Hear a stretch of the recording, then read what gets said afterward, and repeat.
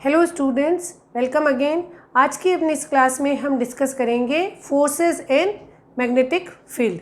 हमने magnetic field किस तरह से ओरिजिनेट हो सकता है उसको डिटेल में डिस्कस किया, और मैग्नेटिक फील्ड इंटेंसिटी किसी प्लेस पे अगर आप डायरेक्ट करंट की वजह से कैलकुलेट कर रहे हैं तो वो कैसे आप कैलकुलेट करेंगे उसे भी डिटेल में डिस्कस किया। मैग्नेटिक फ्लक्स डेंसिटी बी को भी हमने डिस्कस किया। तो आज का जो हमारा टॉपिक है वो ये है कि अगर एक मैग्नेटिक फील्ड एग्जिस्ट कर रहा है किसी एनवायरनमेंट में, तो वो किसी चार्ज पार्टिकल पे या उसमें अगर आप एक दूसरा करंट कैरिंग एलिमेंट अगर आप प्लेस करते हैं तो वो कितना फोर्स अप्लाई करेगा या फोर्स जनरेट करेगा उस चार्ज पे या करंट कैरिंग कंडक्टर पे, उसको हम डिटेल में डिस्कस करते हैं। ठीक है, तो यहाँ पे सबसे पहले हम बात करते हैं मैग्नेटिक फील्ड में। अगर आप पहले अगर हम इसको समझने के लिए को रिलेट करते चलेंगे अपने इलेक्ट्रिक फील्ड के फिनोमेना के लिए। अगर ई इलेक्ट्रिक फील्ड में आप क्यू चार्ज प्लेस कर रहे थे तो F will be Q E. ठीक है, यहाँ पे अभी तक हम जो डिस्कशन कर रहे हैं वो हम स्टेडी मैग्नेटिक फील्ड की बात कर रहे हैं, जिसमें हमारा जो मैग्नेटिक फील्ड है वो टाइम के साथ वेरी नहीं हो रहा है। ठीक है, तो आप कंफ्यूज ना हो। क्यू चार्ज को ई इलेक्ट्रिक फील्ड में रखने पे आपका फोर्स लगता है F equals to q E.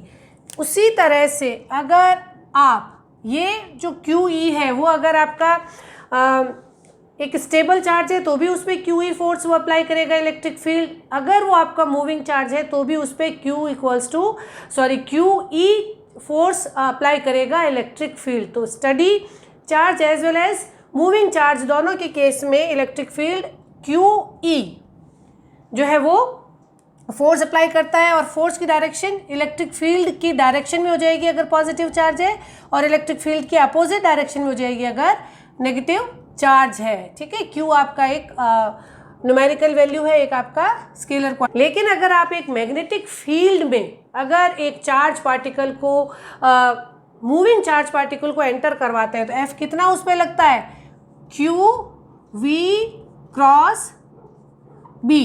B है यहाँ पे जो भी मैग्नेटिक फील्ड आपने जनरेट किया, अगर यहाँ पे आपका ये मैग्नेटिक फील्ड अगर आपका एग्जिस्ट कर रहा है और उसमें v वेलोसिटी के साथ अगर एक चार्ज पार्टिकल q एंटर करता है तो जो फोर्स लगेगा मैग्नेटिक फील्ड की वजह से वो होगा क्यू वी क्रॉस बी।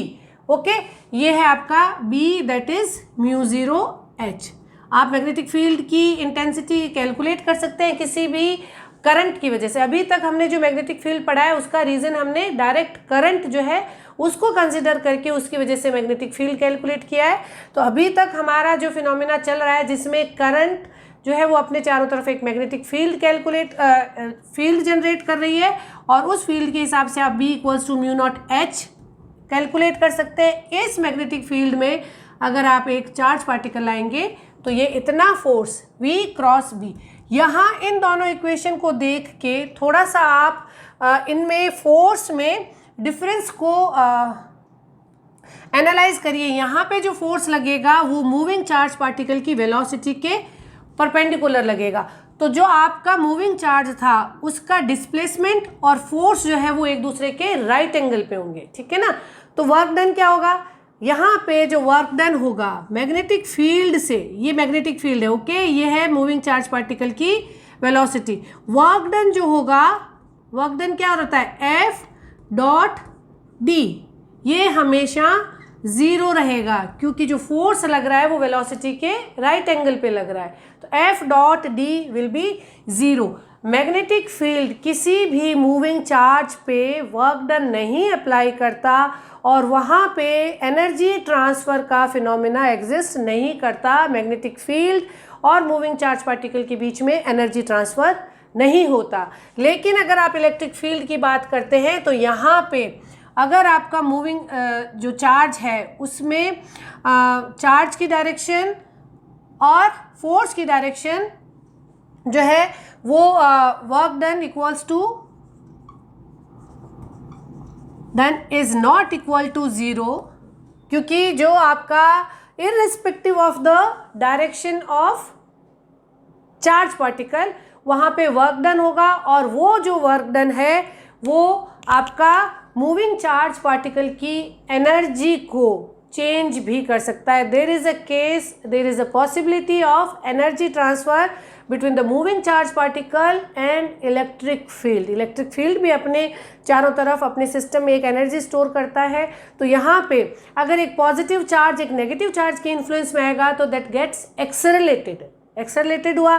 तो आपने ये कहा कि सिस्टम ने काम किया, उसकी बजाय अगर आप एक पॉजिटिव चार्ज की वजह से बने हुए इलेक्ट्रिक फील्ड में दूसरा पॉजिटिव चार्ज जब आप एंटर करते हैं तो आप फोर्स अप्लाई कर रहे हैं और आप work done on the system आप उस केस को क्लासीफाई कर सकते हैं। तो ये एक मेजर डिफरेंस है इलेक्ट्रिक फील्ड में और मैग्नेटिक फील्ड में मूविंग चार्ज के कॉन्सेप्ट पे, कि मूविंग चार्ज पे लगने वाला फोर्स जो है वो किस तरीके से दोनों में डिफरेंस क्रिएट करता है। ओके, यहाँ पे वर्क डन जीरो नहीं होगा, there is a possibility of energy transfer. एक तो ये केस हुआ।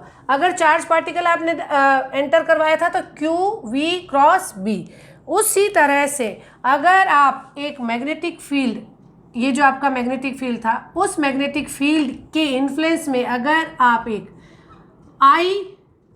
DL1 कि यहाँ पे मैग्नेटिक फील्ड किस वजह से अभी हमें नहीं पता, हमें केवल इतना पता है कि B magnetic flux density exist कर रही है किसी सोर्स की वजह से, इसके इन्फ्लुएंस में अगर आप I1DL1 या IDL, ठीक है, ये डिफरेंशियल लेंथ का अगर आप I करंट एग्जिस्ट करता हुआ करंट एलिमेंट अगर आप लेके आते हैं तो इस करंट एलिमेंट पे ये आपका हुआ चार्ज पार्टिकल पे, ठीक है ना, चार्ज पार्टिकल पे आप अगर फोर्स कैलकुलेट करते हैं तो F will be q v cross B. अगर आप करंट एलिमेंट की बात करते हैं, ठीक है, करंट एलिमेंट अगर आप लेके आते हैं, करंट एलिमेंट जिसमें I करंट फ्लो हो रही है और जिसकी लेंथ अगर DL है, तो वो करंट एलिमेंट इस मैग्नेटिक फील्ड में कितना फोर्स फील करेगा, F will B I DL cross B। यहाँ पे हम ये मान रहे हैं कि इस I और DL की जो डायमेंशन है वो सेम है, इस डिफरेंशियल लेंथ के अक्रॉस I करंट फ्लो हो रही है।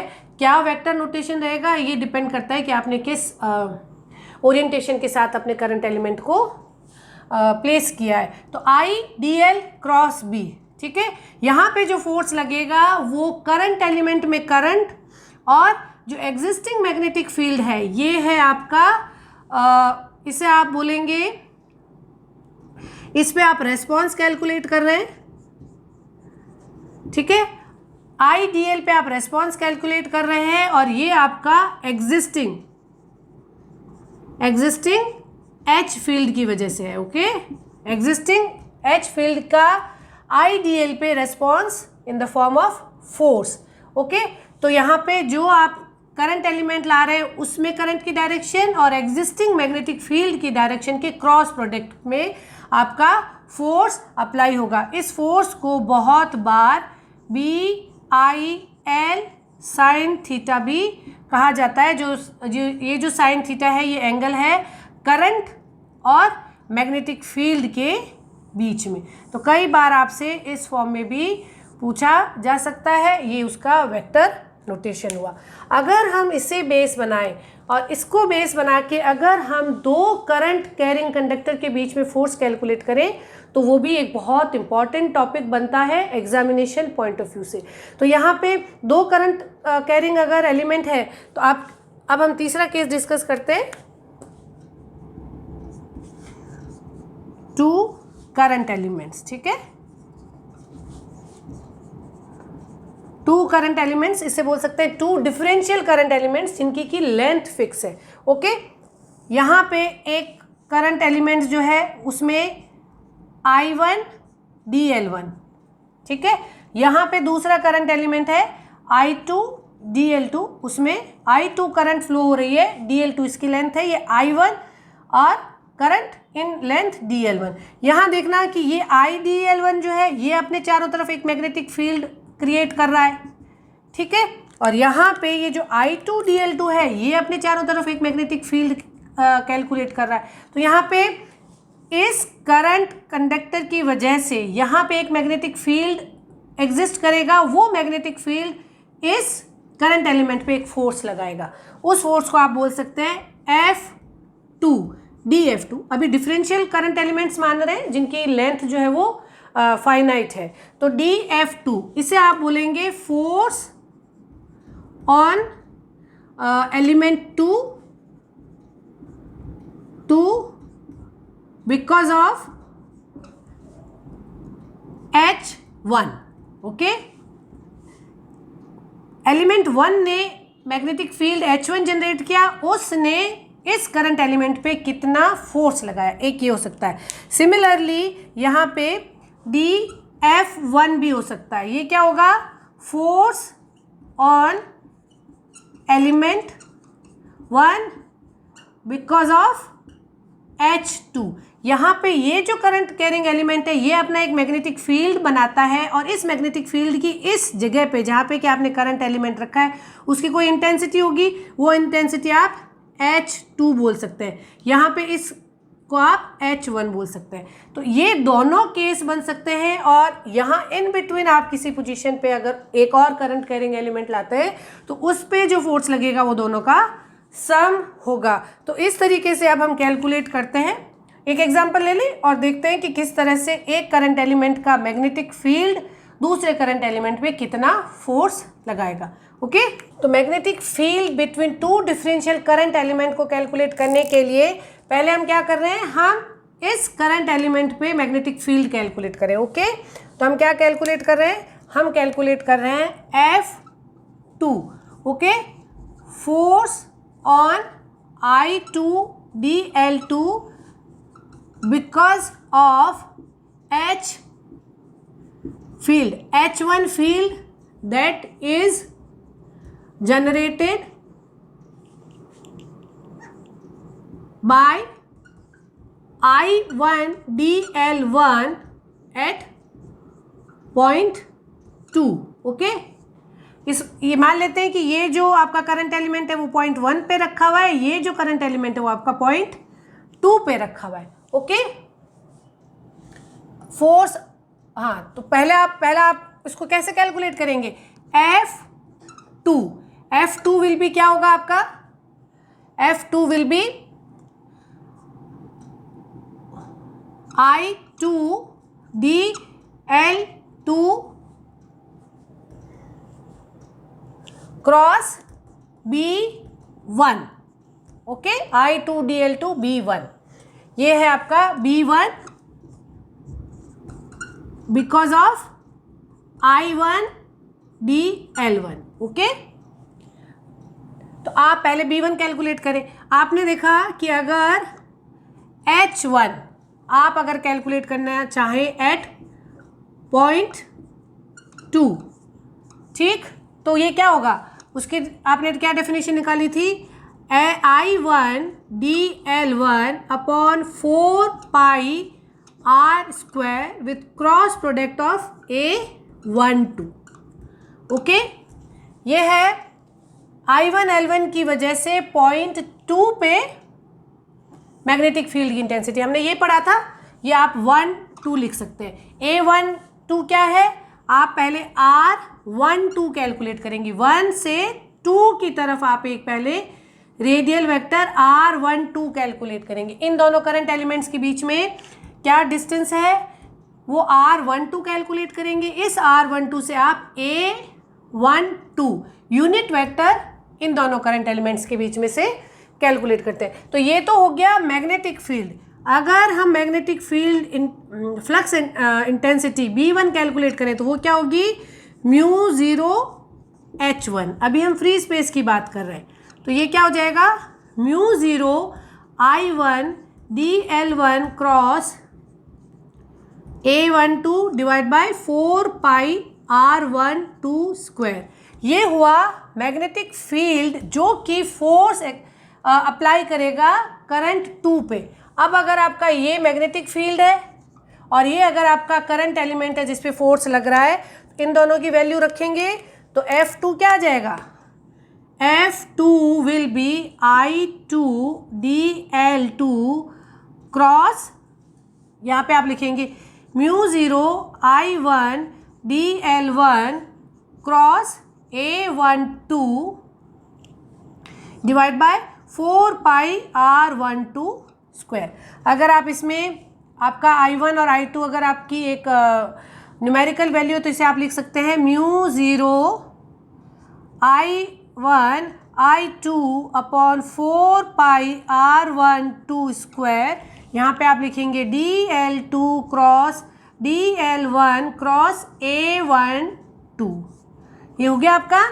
यहाँ पे आप ये निकाल रहे हैं पॉइंट 2 पे करंट एलिमेंट पे फोर्स, जबकि मैग्नेटिक फील्ड जनरेट किया गया है पॉइंट 1 पे एक दूसरे करंट एलिमेंट की वजह से। ठीक है, ये न्यूटन में आप फोर्स निकाल सकते हैं। ठीक है, अगर आप पॉइंट 1 पे फोर्स निकालेंगे तो पॉइंट 1 पे अगर आप F1 निकालेंगे तो F1 जो होगा that will be I1 DL1 cross B2। इस करंट एलिमेंट पे सेकेंड करंट एलिमेंट की वजह से मैग्नेटिक फील्ड, इसकी वजह से मैग्नेटिक फील्ड अलग होगा, I1 DL1 आपका अलग होगा। ठीक है, तो ये आप इस तरह से निकाल सकते हैं कि एग्जाम्पल प्रॉब्लम भी हम कंसिडर कर लेते हैं और उसको निकाल के हम इस एग्जाम्पल को समराइज करते हैं ताकि आप समझ सकें। यहाँ पे हमें एग्जाम्पल क्या दिया है, for I1 DL1 equals to -3AY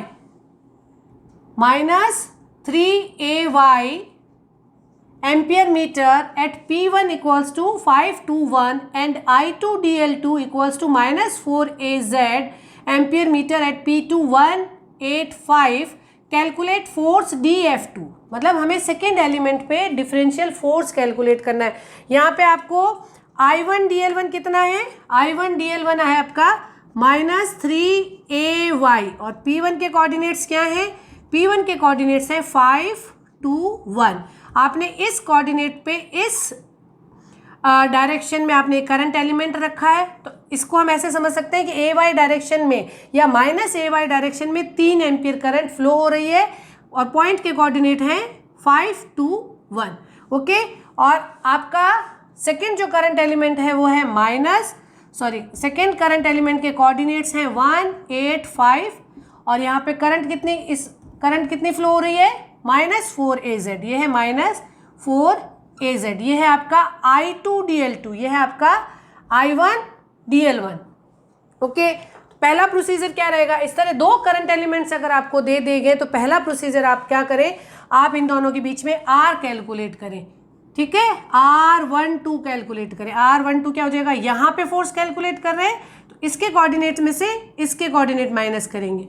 मैंने आपको बहुत बार बताया है कि कहाँ पे आपको रेस्पॉन्स कैलकुलेट करना है और कहाँ पे आपका एक्साइटेशन या रीज़न है, उन दोनों के बीच में किस तरह से वेक्टर कैलकुलेट करते हैं, डिस्प्लेसमेंट वेक्टर या आप इसको डायरेक्शनल वेक्टर अगर आप बोलेंगे तो वो कैलकुलेट करना बहुत ही इम्पॉर्टेंट है। और इसके कोऑर्डिनेट्स बदलते ही सारे साइन माइनस में हो जाएंगे और ऑप्शन में माइनस साइन के साथ भी आपको आंसर मिलेगा, तो थोड़ा सा ध्यान रखा करें। यहाँ पे हम रेस्पॉन्स कैलकुलेट कर रहे हैं तो इससे इसकी तरफ R12 कैलकुलेट करेंगे। अगर आप यहाँ पे कैलकुलेट कर रहे होते तो ये R21 हो जाता, 1 2 1 से 2 की तरफ, तो 2 के कोऑर्डिनेट में से 1 के कोऑर्डिनेट आप माइनस करते हैं तो ये क्या आ जाएगा आपका, इसके कोऑर्डिनेट में से इसके कोऑर्डिनेट माइनस करेंगे -4AX plus 6AY plus 4AZ। यह आ गया है आपका R12। आप R12 का मैग्नीट्यूड भी निकाल सकते हैं। R12 का मैग्नीट्यूड हो जाएगा √16 plus 36 plus 16 that gives you √68। Okay, और अगर आप यूनिट वेक्टर निकालेंगे तो वो आपका हो जाएगा -4AX plus 6AY plus 4AZ divide by √68। तो आपने दो काम कर लिए हैं, आपने R12 कैलकुलेट कर लिया है, A12 कैलकुलेट कर लिया। अब आप यहाँ पे वैल्यू रख के कर सकते हैं F2 DF2 differential force on the current element 2 because of magnetic field generated by current element 1 will be, आप यहाँ पे रखेंगे I2 क्या है आपका, I2 DL2 क्या है, I2 DL2 आपका -4AZ। आप इसको लिखेंगे -4AZ क्रॉस, मैं इस एक्सप्रेशन में लिख रही हूँ as it is values. Okay, -4az cross mu zero को मैंने लिखा 4 pi into 10⁻⁷। Okay, I1 dl1 क्या है आपका? I1 dl1 है -3ay, आपने इसे लिखा -3ay। ओके, ये क्रॉस प्रोडक्ट है, बी केयरफुल, ये क्रॉस प्रोडक्ट है। Okay, cross with cross product of a12 हमने अभी कैलकुलेट किया, -4ax plus 6ay plus 4az divide by √68। तो यहाँ तक मैंने ये सारे एक्सप्रेशन लिख दिए। अब आप लिखेंगे 4 पाई R12 क्या था? √68, R12 स्क्वायर हो गया 68। ओके, यहाँ पे ये सारे एक्सप्रेशन आ गए। यहाँ पे जब आप इसे कैलकुलेट करेंगे तो df2 will be 4 pi into 10⁻⁷ divide by 4 पाई 68 √68, ये मैंने यहाँ ले लिया है। और यहाँ पे आप -4az विथ क्रॉस प्रोडक्ट, आप इसे ऐसा का ऐसा रखिए और इस 3ay को इनके साथ पहले क्रॉस प्रोडक्ट परफॉर्म कीजिए और इसे ब्रैकेट में लिखिए। ये हो गया ay cross ax, that will give you az, y cross x will give you -az। Okay, तो ये आपका आ जाएगा -12az, ay cross 12ax। Okay, और यहाँ पे आपका ये az क्रॉस az 0 हो जाएगा, az क्रॉस ax आपका ay हो जाएगा। इससे जब आप सॉल्व करेंगे तो df2 आपका आ जाएगा 8.56 नैनो न्यूटन। ये है आपका df2। सेकेंड करंट एलिमेंट पे फर्स्ट करंट एलिमेंट से जनरेट किए गए मैग्नेटिक फील्ड का फोर्स इतना लगेगा। ठीक है, यहाँ पे हमने इस फोर्स को कैलकुलेट किया। अब अगर हम फर्स्ट करंट एलिमेंट पे सेकेंड करंट एलिमेंट की वजह से फोर्स कैलकुलेट करेंगे तो उसे हम df1 बोलेंगे। df1 हमने क्या कैलकुलेट किया था? f1 will be I1 dl1 cross b2। Okay, second current element की वजह से मैग्नेटिक फील्ड और फर्स्ट एलिमेंट में करंट, ये आपका F12 आएगा। जब आपने इलेक्ट्रिक फील्ड में फोर्स पढ़ा था दो चार्ज पार्टिकल के बीच में, अगर एक चार्ज पार्टिकल Q1 और दूसरा चार्ज पार्टिकल अगर Q2 था तो आपने ये कंक्लूजन निकाला था कि F12 Q1 पे Q2 की वजह से फोर्स जो था वो माइनस ऑफ F21 था, 2 पे 1 की वजह से फोर्स का इक्वल और अपोजिट था। टोटल फोर्स सम जो था वो 0 था इलेक्ट्रिक फील्ड के केस में। ओके, Q1 Q2 अगर आप दो केस कंसिडर कर रहे थे तो, लेकिन यहाँ पे मैग्नेटिक फील्ड का जब हम केस कंसिडर करते हैं जिसमें कि दो करंट एलिमेंट अगर मैग्नेटिक फील्ड जनरेट कर रहे हैं तो दोनों करंट एलिमेंट पे जो फोर्स है df2 will not be equals to minus of df1, ये सेम नहीं होंगे। एक और डिफरेंस जो कि इलेक्ट्रिक फील्ड और मैग्नेटिक फील्ड के बेसिक कॉन्सेप्ट्स में एग्जिस्ट करता है। हम मैग्नेटिक फील्ड के अपने डिस्कशन के साथ साथ उसका इलेक्ट्रिक फील्ड से सिमिलर कॉन्सेप्ट और उनमें कंपैरिजन भी डिस्कस करते जा रहे हैं ताकि आप इन दोनों को बहुत अच्छे से समझ सकें और कंसेप्चुअल डिस्कशन के बाद आप इनके जो कंक्लूडिंग फार्मूलाज हैं उन्हें आप याद कर सकें। इलेक्ट्रोमैग्नेटिक फील्ड थ्योरी जो है वो बहुत कम टाइम में न्यूमेरिकल प्रॉब्लम को सॉल्व करके हाई स्कोर करने वाला सब्जेक्ट है। कंट्रोल सिस्टम में आते हैं, नेटवर्क सिस्टम में आते हैं, तो इसमें बहुत अच्छी पकड़ होने के बाद भी न्यूमेरिकल्स जो है वो थोड़े से टाइम कंज्यूमिंग हो जाते हैं। तो यहाँ पे इलेक्ट्रोमैग्नेटिक फील्ड थ्योरी को स्टूडेंट्स थोड़ा सा ओवर लेंदी फील करके और थोड़े से जैसे जैसे डिस्कशन आगे जाता है तो उसमें अपने कन्फ्यूजन्स की वजह से इसको थोड़ा सा इतना डीप में और इतना सीरियसली नहीं पढ़ पाते हैं और पढ़ने के बाद फाइनल जो फॉर्मूलाज निकलते हैं उसमें वो कंफ्यूज भी हो जाते हैं। तो अगर आप इस तरह से 1 बाय 1 स्टेप्स को बहुत ध्यान से समझते हुए पढ़ेंगे तो आप उनके फॉर्मूलाज को याद कर पाएंगे और उनमें आपका जो गलत आंसर कैलकुलेशन है उसके चांसेस ख़त्म होते जाएंगे। तो मैग्नेटिक फील्ड में ये केस नहीं होता, इसको आप समझ सकते हैं। मैं आपको एक असाइनमेंट प्रॉब्लम देती हूँ। असाइनमेंट कि आपने यहाँ पे अभी हमने क्या कैलकुलेट किया, df2 कैलकुलेट किया। करंट एलिमेंट 2 पे करंट एलिमेंट 1 के मैग्नेटिक फील्ड का फोर्स। अब आप कैलकुलेट कीजिएगा DF1, इस करंट एलिमेंट पे फोर्स आप कैलकुलेट कीजिएगा, और ये जो फोर्स है that should come equals to -12.84 AZ nano newton आना चाहिए। ओके, तो देखा ना, ये DF1 is not equals to minus of DF2। Okay, तो इसको आप सॉल्व करिएगा। इस तरह की कुछ और मिलती जुलती और असाइनमेंट प्रॉब्लम्स को लास्ट ईयर के क्वेश्चन पेपर में अगर इस तरह की प्रॉब्लम्स आई हैं तो उनको भी आप बहुत सारे मल्टीपल टाइप ऑफ प्रॉब्लम्स की प्रैक्टिस कीजिए। इलेक्ट्रोमैग्नेटिक फील्ड थ्योरी आपको बहुत ही इंटरेस्टिंग लगेगी और आप इसमें बहुत अच्छा स्कोर कर पाएंगे। आई होप ये टॉपिक भी आपको बहुत अच्छे से समझ आ गया होगा। Keep learning, keep watching. Thank you.